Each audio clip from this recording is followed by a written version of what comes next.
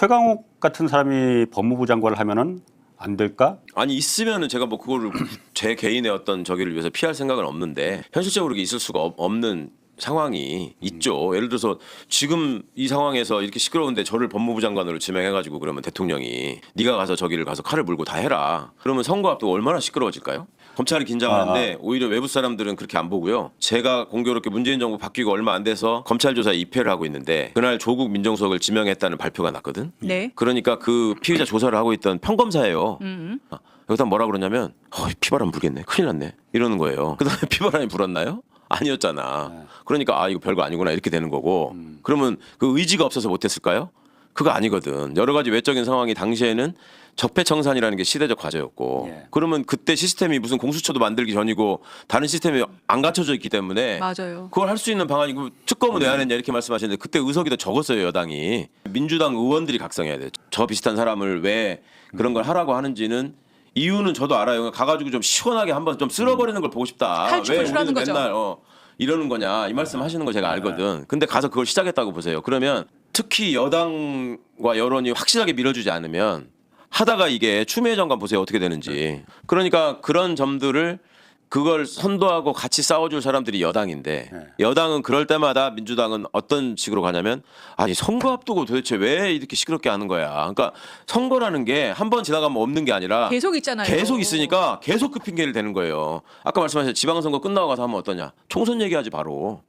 그다음에 그 전에 아니 우리 당대표 선거 때문에 지금 정신이 없어서 이거 끝나고 나면 봅시다. 그리고 끝나고 나서 이제 저기를 하면은 내가 대선 후보 되는 게 중요하고 내가 다음 총선에서 국회의원 당선되는 게 더 중요하다고 생각하기 때문에 저희 가서 너 하는 거는 어이구 너 이제 장관도 되고 출세했네. 가서 잘해. 그리고 내가 뭐 얘기하면은 잘 들어줘. 이 정도인 거지.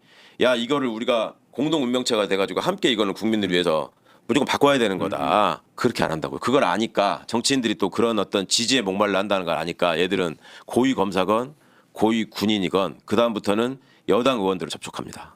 그래가지고 저희가 사실은 잘하려고 다 준비하고 있는데 이상한 사람이 장관으로 와가지고 너무 독하게 우리를 너무 홀대하고 너무 무시합니다. 이렇게 나오면 이게 특징이 뭐냐면 살면서 장군이나 검사들을 많이 안 만나봤거든요. 이 민주당 의원들이. 왜냐면 기득권 세력이 아니었기 때문에.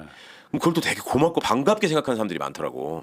야, 이거 별 3개씩 다 내가 나한테 와가지고 90도로 조아리면서 이렇게 얘기를 하는데 내가 훌륭한 사람이니까 왔겠지? 내가 그 얘기를 들어줘야지. 악은 치밀하게 조직적으로 아주 꼼꼼하게 움직이는데 그렇죠. 우리는 좋은 마음으로. 그러면 이제 다음에 만나면 살살 합시다. 뭐 이렇게 되는 거지 이제. 그러니까 그래서 제도적 개혁이 힘든 겁니다. 이제 그렇게 해서 만약에 국방부 장관이나 법무부 장관 된 사람이 의원님 잘 모르셔서 그렇지 더 심하게 해야 된다. 그러면은 그거를 그 사람이 그렇게 말하는 거를 귀담아 들어서 먼저 생각하는 게 아니라 자기랑 같이 화기애애하게 술 먹었던 사람이 한 얘기가 먼저 남아서 딴 사람들 만나면 야 저기 장관이 좀 저기 너무 좀 애가 정무감각도 없고 독해가지고 시끄럽게만 하고 되는 일은 없어 이렇게 된단 말이에요. 2주간 계속 압수수색을 했거든요. 그리고 이번 주에도 또 추가로 압수수색을 2%서 또 압수수색을 한다는 거야. 뭔가를 거기서 발견했다 이렇게 봐야 되는 거 아닌가? 발견했고 그걸 통해 더 발견하고 싶은 게 있는데 저들이 지금 조직적으로 방해를 하고 있는 거죠. 시간이 저렇게까지 오래 걸릴 일은 아니에요. 아무리 양이 많아도 한 건당 하나씩 시비 붙어가지고 1시간 반씩 시간 끌 거라고. 당시에 이제 그 즉시항고를 해야 된다고 얘기했던 수사팀장이 서울고검장 박세현이었어요. 대표적으로. 그렇지. 박세현이가 나왔잖아요. 박세현은 예전에 검찰총장을 지냈던 박순용 씨의 아들입니다. 심우정은 충남지사를 지냈던 심대평 씨의 아들이에요. 심대평 씨가 박순용 씨가 모르는 사이냐? 아는 사이예요. 그럼 쟤들은 검찰총장하고 서울고검장으로 처음 만났냐? 20대 때부터 친한 사이예요. 제가 저하고도 다 아는 친한 애들이야. 박세현이가 심우정한테 끝까지 개길 수 있느냐? 아니거든요. 그냥 내가 면피할 얘기 정도만 남겨놓는 거예요. 그럼 심우정이는 본인이 그 의지를 가지고 저렇게 했느냐? 제가 심우정에 대해서 어느 정도 알지만 그럴 수 있는 성품을 가진 친구가 아니에요. 아니지. 내가 살 수 있다는 확실한 보장이 있을 때 남이 시킬 때만 하는 스타일이에요. 절대 본인이 나서가지고 무슨 일을 만들어가지고 치고 나가지 않아. 그래서 검찰총장이 된 거예요. 그래서 시킨 거라고 윤석열이가. 근데 저거를 심우정이 입장에서도 좀 답답하고 억울한 면이 있을 거예요. 시켜서 했는데. 누가 시켰어요? 박성재도 있고 윤석열도 있고 김주현이도 있고 그런 사람들이 볼 때는 야, 너 누가 출세시켜줬는데 이제 은행 갚아야지. 이런 얘기하기가 너무 편하죠. 군인들은 비화폰으로 좀 민망한 얘기를 한다면 검사는 2%수 쪽지를 통해서 했기 때문에 그런 흔적들이 많이 남아 있을 가능성, 이걸 특검이 주목하는 거죠. 그리고 전에도 한 말씀드렸지만 이거는 누구도 털지 못한다는 지들 나름대로 자신감이 있기 때문에 더 과감한 얘기를 많이 했을 거고, 저기 까보면은 일종의 검찰의 속살이 저들이 무슨 생각을 가지고 실제로 움직이는지가 다 드러날 수 있어서 되게 초조할 겁니다. 검찰 조직 입장에서는. 이프로스는 너무나 잘 아니까 못 건드린 거지. 판도라 상자를 알고 있으니까 예. 열면은 이게 전체가 다 망가진다는. 아니 조은석 특검도 예. 검사 출신이에요. 그렇지. 예. 기본적으로 검찰 고위직을 지낸 사람이에요. 예. 근데 그런 어떤 일종의 자기들 나름의 최소한의 상도의, 예. 예? 그러니까 같은 동종 업계에 있었던 사람들이 같이 사업을 하다가 경쟁자가 되는 경우는 있겠지만 그 수익을 내는 결정적인 영업 비밀을 공개해가지고 우리 업종 자체가 사라지는 거 이건 원하지 않죠. 누구도.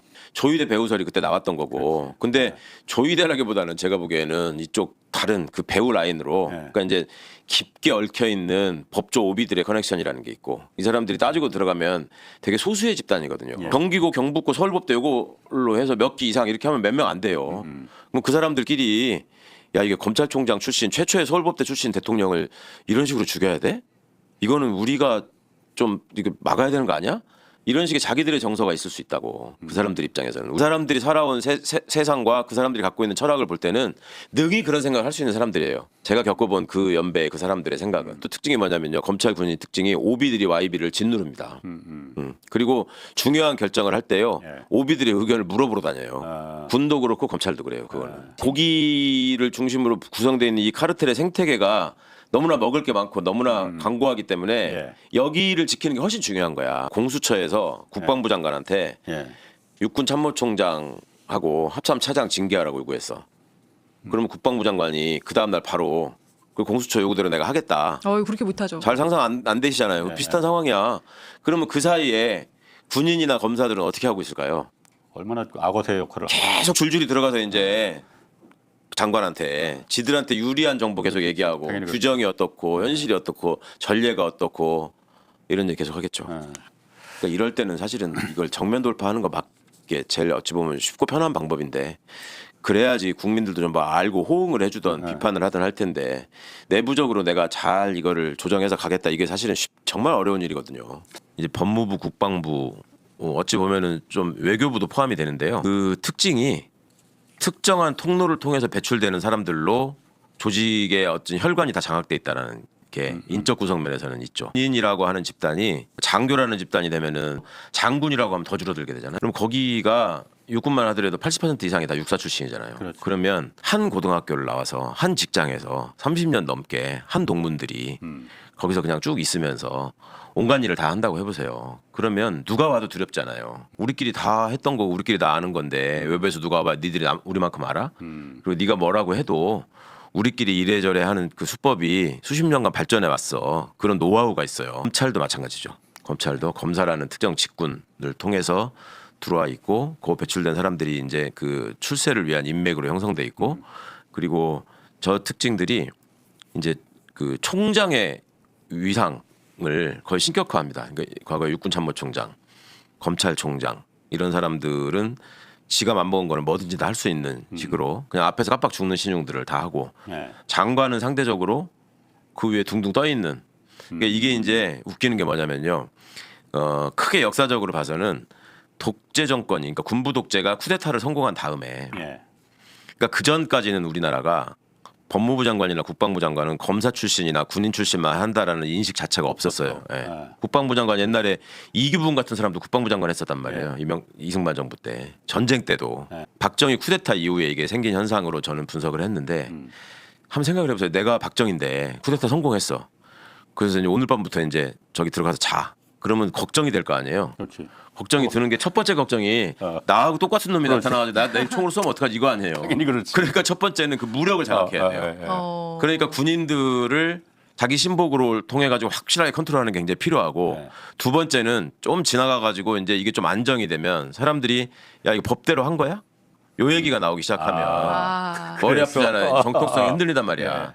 그러니까 법무부를 통해서 검사를 장악하는 게 굉장히 중요하고, 그거에 의해서 또 필요한 건 뭐냐면 그 실제 그 일을 하는 소위 장군과 검사에게 집중된 권한을 주는 게 되게 필요합니다. 그러니까 조직에다가도 집중된 권한을 주고 그다음에 그 조직의 수장에게 집중된 권한을 주면 예. 그 하나만 꼭지점만 딱 가지고 컨트롤을 하면 예. 쉽게 풀리잖아요. 이게 모든 일들이. 박정희나 그런 군부 독재를 이끈 사람 입장에서 볼 때는 맥가이버 칼인 거예요. 이게.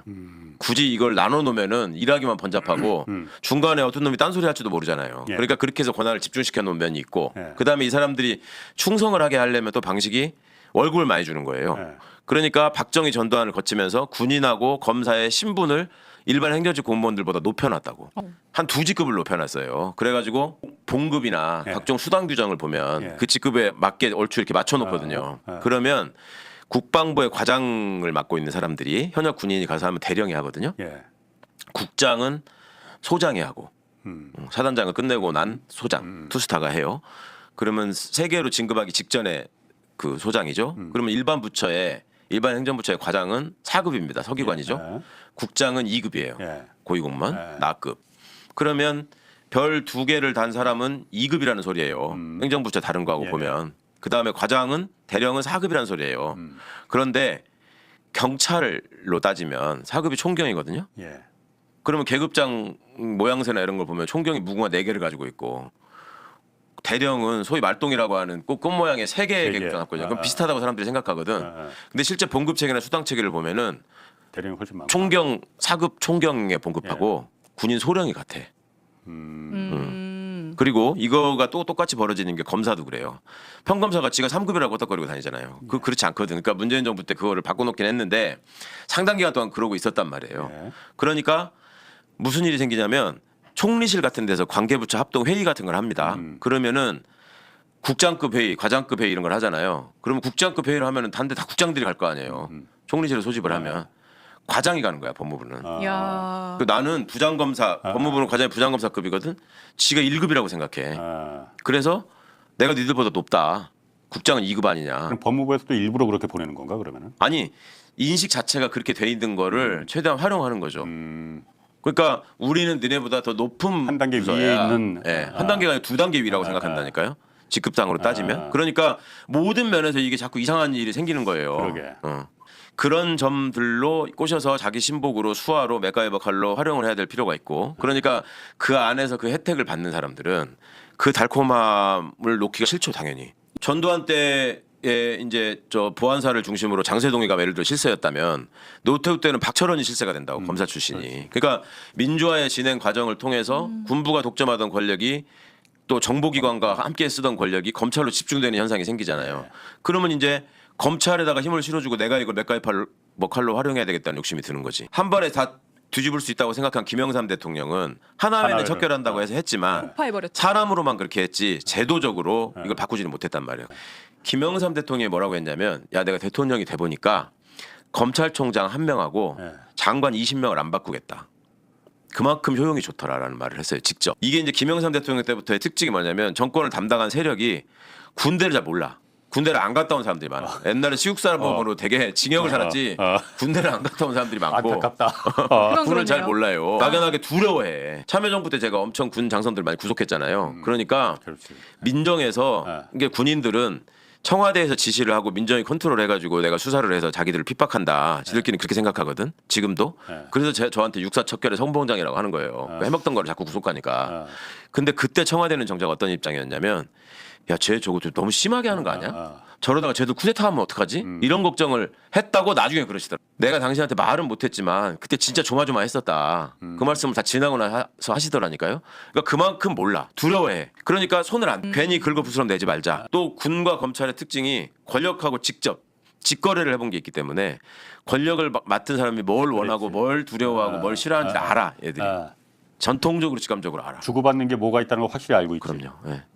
그걸 알거든. 아. 그러니까 예전 같으면 그러니까 개입할 수 있는 게 많은 거예요. 이 사람들이 우리는 뭐 별게 아닌 것 같지만 그 다음에 정권을 잡고 거기서 뭐 강요가 됐거나 의원이 됐거나 해가지고 행세를 하고 싶은 사람이 주로 그 사람의 영향력을 남들한테 인정식 받을 수 있는 게 그 민원을 들어주는 거잖아요. 그러면 사람들이 제일 고마워하는 것들을 들어줬을 때 효과가 크잖아요. 그게 뭐야? 사건에 뭐 관련된 사람들 빼주는 거, 네. 봐주게 하는 거. 네. 그러니까 검찰하고 또 거래를 할 수밖에 없는 거예요. 그 다음에 옛날에 군대 빼주는 게 또 얼마나 큰 거였어요. 보직 좋은 편한 데 보내주고 그렇지. 그런 게 다 병역비리 병무비리 아니야. 그런 걸로 또 커넥션이 생기는 거예요. 그러니까 얘들 입장에서는 야 니들이 우리한테 아쉬운 소리 할 게 더 많을걸? 결국 하나하나 개인으로 들어가면 이런 자신감이 또 있는 거야. 그게 지금까지 이어져 계속 온 거네, 이어져 오죠. 그냥. 이어져 오고 이제 수장은 어차피 우리 출신이 아니면 우리를 컨트롤 못한다고 생각하니까 예. 민주화된 정부가 들어서도 군 출신이나 검사를 시킬 수밖에 없어. 이런 장관. 자신감이 있어. 어. 네. 그다음에 그렇지 않은 사람이 오면 우리가 최대한 시끄럽게 해서 흔들면 허수아비 만들고. 결국 정치적으로 손해가 나기 때문에 예. 그 사람 오래 못 있어.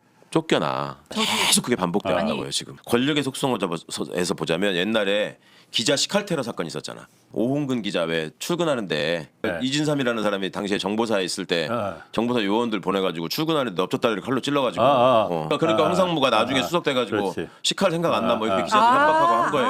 아마 그러니까 그때도 오홍근이라는 사람이 언론인으로서 예. 군을 비판하는 얘기를 했단 말이야. 그거 찔러버리잖아요. 예. 그러면 지금 언론이나 검찰이 지들의 독점적인 어떤 그 행패에 대해서 예. 비판하는 사람을 가서 뭐 기소한다 그러고 뭐 기사로 어떻게 하고 하는 게 시칼로 쑤시는 거하고 뭐가 달라요? 그렇지. 똑같잖아요. 기본적인 행태나 메커니즘 똑같은 거예요. 내 거 놓치지 않고 네가 감히 우리를 비판해? 이런 거거든. 들고 그러니까 할수 저는 있죠. 어쩌다 보니 군검찰에 있으면서 군이 과거에 군부 독재 시절부터 갖고 온 DNA 유전자가 어떻게 발현되는지를 곁에서 지켜봤고 그다음에 법조에 와서 검찰의 행태를 지켜보니까 이게 너무 닮은 거야. 그다음에 저만 그렇게 생각하는 줄 알았더니 과거에 제 밑에 있었던 법무관들이 이제 나가서 검사를 하는 일이 있잖아요. 걔들이 나중에 저를 만나면 그런 얘기를 하는 거예요. 형이랑 군대에 있을 때는 군이 제일 나쁜 조직이고 제일 썩었다고 생각했고 이상한 사람이 너무 많다고 생각했는데 직급 높은 사람 중에 검찰 가보니까 똑같아요. 오히려 더 심해요 이렇게 얘기하는 거야. 그 진짜 그렇거든요. 그리고 둘이 옛날에는 교류도 많이 했어요. 군하고 검찰. 국방부 장관이 누구랑 식사를 한다. 저녁 때 예를 들어서 업무적인 얘기를 하기 위해서 내지는 친교를 다지기 위해서. 그럼 장관이니까 장관하고 밥 먹을 거 아니에요. 관료들이 그런 거 많이 따지잖아. 직급 맞추는 거. 그 대검 중수부장하고 국방부 장관이 밥 먹고 국방부 장관이 그걸 자랑스럽게 얘기하고 그랬다니까. 전에 한번 제가 말씀드렸잖아요. 진짜 이거 입에 칼을 물고 내가 여기서 죽겠다는 생각으로 가서 그 결기. 결기를 갖고 장관을 해야 된다. 그리고 여기가 또 어찌 보면 여기에 모든 거를 걸고 여기 붙어야지 살 수 있다고 생각하는 사람들이 많기 때문에 그 결속력이 생기는 거거든요. 그러니까 그거를 지키려는 사람들은 얼마나 강력한 의지가 있겠어요. 내가 이걸로 사는데. 근데 그걸 깨야 되는 사람은 그거를 죽고 사는 문제로 받아들이지 않고 한번 거쳐가는 일, 잠깐 맞는 일 이렇게 생각하니까 이게 싸움이 안 되는 거예요. 막상 또 근데 그럴 사람을 찾기가 쉽냐.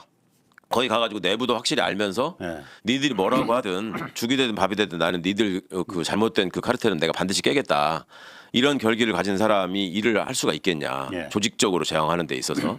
그게 사실은 어느 분야에서는 쉽지 않은 일이거든요. 그렇죠. 예를 들어서 문재인 정부 때 ROTC 출신을 최초로 육군 참모총장을 시켰다고. 네? 그러니까 이 사람이 총장으로 가가지고 뭐 계획을 하고 싶었을 거 아니에요. 육사가 너무 독점하는 구조라도 좀 바꿔놓자. 그래가지고 예를 들어서 어디 해외 유학 보내고 할 때 맨 육사 애들만 보냈는데 야 그러지 말고 공평하게 보내라 출신별로. 그렇게 얘기하니까 온갖 핑계를 대면서 안 하는 거야 그거를. 그리고 그렇게 하려고 그러면 뭐 규정이 이렇게 돼 있어서 안 됩니다. 그럼 규정 바꾸라 그러면 바꾸는데 위원회를 열어야 되는데 그게 위원들이 뭐 지금 구성이 안 돼 있고 내지는 누가 사퇴한다 그러고 모였는데 의견이 모아지지 않아 이러면서 이제 시간을 끄는 거죠. 그러면 유학 지원을 해야 되는 시기를 넘겨버리는 거야 그걸로. 그런 식으로 말아먹는 게 한두 개가 아니에요. 그리고 이게 여기에 중요한 게 여론이 뒷받침을 해줘야 된다는 거예요. 국민들은 대통령 바뀌었으니까 또 장관 이쪽 사람이 갔으니까 너네 빨리빨리 못해 이렇게만 얘기하거든요. 그러니까 지금 정성호 장관한테 답답하게 생각하는 것도 그런 부분이 많죠. 근데 사실은 거기서 직접 일을 해야 되는 사람 입장에서 보면 온갖 걸림돌들이 과거에 엄청 있는 거야. 근데 이걸 자기보다 다 뽑으라 그래. 그러니까 본인도 답답한 점이 있다니까. 정성호 장관 충분히 이해합니다. 그런데 국민들은 저 밑에서 사보타주를 하는 사람들을 지목해가지고 뭐라고 하는 게 아니라 야, 장관이 그것도 못해? 이렇게 된단 말이에요. 그 딜레마를 해결해야 되고 아까 검사가 법무부를 가서 장악하고 법무부 국장의 80%를 검사가 다 하고 군인이 국방부를 가서 다 하고 이거 너무 당연하다고 생각한단 말이야. 경찰관이 행안부 가서 하면 되겠습니까? 그러면 이거 말이 되냐고 그래. 근데 왜 뭐가 달라서 이러냐는 거예요. 그러니까 그게 그만큼 수십 년간의 우리가 군사 정권을 겪으면서 이게 잘못된 게 비정상이 정상으로 그냥 머릿속에 남아버린 거예요. 이게 끔찍한 거야. 그러니까 그게 안 바뀌고 뒷받침이 안 되니까 가서 일하는 사람 입장에서는 더 고립감을 느낄 수밖에 없죠. 나는 범죄자들한테는 알러지성 반감이 있다. 그러니까 조국 후보 그 민주당 후보시기 때문에 민주당의 정체성을 가지고 상대 후보를 비판해야 된다고 생각해요. 민주당의 정체성이 보이지 않는 견지에서 마치 예전 모습처럼 비판을 계속 상대 후보에 대해서 하니까 네. 우리는 사실 조국 혁신당이 생기긴 했지만 그 전에 문재인 정부에서 이제 조국 장관이 어떻게 했고 어떻게 탄압을 받아서 지금에 왔는가를 다 봤기 때문에 어느 정도의 부채 의식이 있단 말이에요. 네. 그런데 두 후보가 정정당당하게 경쟁하는 건 좋은데 김용남 후보의 발언이 이상하게 상처가 되는 거예요. 그래서 선거 때 어차피 지지자들 간의 감정이 격화될 수 있으니까 같은 곳을 바라보는 민주진영의 후보라면 좀 자제를 해야죠. 그만했으면 좋겠고 김용남 후보가 뭐 나름 이제 세월호 문제나 이런 거에 대해서는 사과하는 발표를 했더라고요. 밀리니까 할 수 없이 한 거 아니야 이렇게 비판하시는 분도 계시겠지만 어쨌거나 안 한 것보다 낫잖아요. 하여튼 했으니까 다른 면에서도 이렇게 하나씩 좀 정리해가는 모습을 이제 그 유이동이라는 사람이 혹은 황교안이라는 사람이 당선될 가능성이 조금이라도 생기면 네. 단일화를 안 할 재간은 없을 겁니다. 그걸 죄인이 되고 싶겠어요. 그렇지만 저 사람들이 비리비리한 상황에 있으면 단일화는 쉽지 않을 것 같고.